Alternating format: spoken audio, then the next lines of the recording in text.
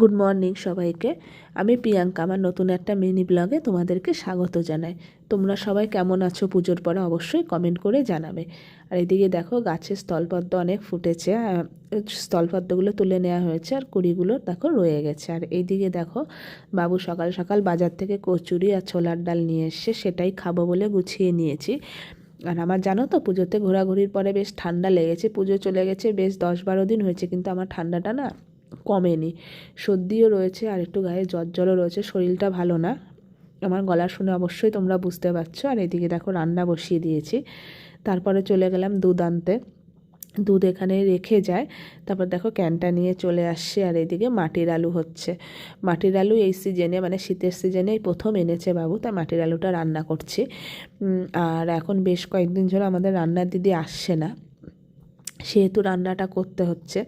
আর এদিকে দেখো হয়ে এসছে, উপর দিয়ে ধনেপাতা দিয়ে দিচ্ছে। আর শীতে তো সব তরকারিতে মোটামুটি ধনেপাতাটা দেওয়া মাস্ট। আর এইদিকে সর্ষে দিয়ে পার্শে মাছ হচ্ছে।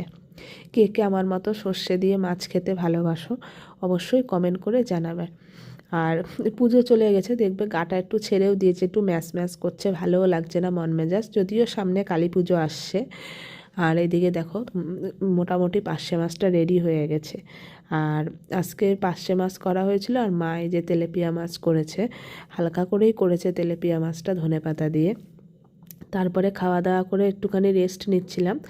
আর দেখো রেস্ট নিতে নিতে ছাদে এসে বসেছি। আর এদিকে দেখো আমাদের যেহেতু টুনি লাগানো রয়েছে বাড়িতে, এখনও ভাইফোঁটা অবধি থাকবে, তাই আমি এই টুনি নিয়ে একটু ফটোশ্যুট করব বলে বসেছিলাম। এমনি জাস্ট বসে আছি, শরীরটা ভালো নেই। আর এদিকে তারপরে কালকে সকালের দেখো, আর এদিকে দেখো ছাদের থেকে মনুদের বাড়িও দেখা যাচ্ছে। আর কালকে সকালের জন্য সব সবজি কেটে রাখছি, মা না একা হাতে পারে না, আর আমি একটু লেটেই ঘুম থেকে উঠি। আর এদিকে দেখো সব সবজি কেটে রেডি করে নিয়েছি। আর সেই সময়ই ভাই ফোন করেছিল যে যদি তুই কি বিরিয়ানি খাবি?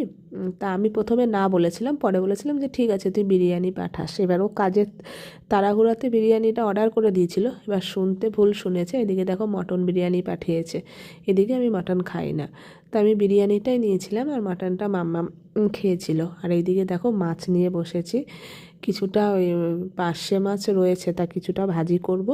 আর এই যে লাউয়ের খোসা ভাজা, আলু ভাজা, এটা দিয়ে মারা ভাত খাবে রাত্রেবেলা। আর কি বলো তো, মারা তো বিরিয়ানি খায় না, সেই কারণে রাত্রেবেলা মারা এটা দিয়ে ভালোভাবেই খেয়ে নেবে। আর আমার ভিডিও তোমাদের কীরকম লাগে অবশ্যই কমেন্ট করে জানাবে। আর হচ্ছে গিয়ে কালী পুজোয় কে কোথায় ঘুরতে যাচ্ছ সেটাও কমেন্ট করে জানাবে। আর ঠান্ডা তো মোটামুটি পড়েই যাচ্ছে। তা তোমাদের সকলকে জানাই শুভরাত্রি, টাটা।